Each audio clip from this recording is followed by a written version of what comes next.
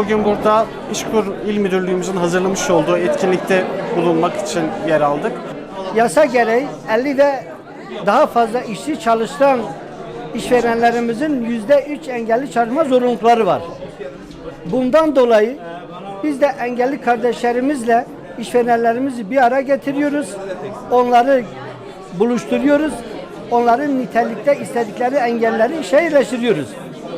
Hem şirket olarak hem de Van esnafı olarak elimizden gelen bütün desteği sağlamak istiyoruz ki bütün engelli arkadaşlarımıza çalışabilecekleri uygun ortamlar, konfor alanları sağlayarak onları her türlü noktada değerlendirmek ve topluma kazandırmak istiyoruz.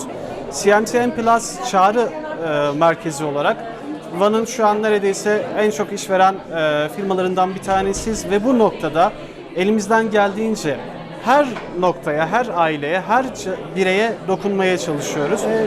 Niye bunu İşkur'da yapıyoruz? Çünkü biz engelli kardeşlerimizi iş yerlerine yönlendirdiğimizde görme engelli kardeşimiz var, ortopedi engelli arkadaşımız var, zihinsel engelli kardeşimiz var. O iş yeri bulmakta zorlanıyorlar. Biz de işverenlerimizi buraya davet ediyoruz. Sağ olsun onlar da kırmıyorlar. Buraya kadar geliyorlar. Bir ara getiriyoruz bunları. Yılda 3 defa ya da 4 defa yaparak hem işverenlerimizin engelli açığını kapatıyoruz hem de engelli kardeşlerimiz işe yerleşmesine yardımcı oluyoruz.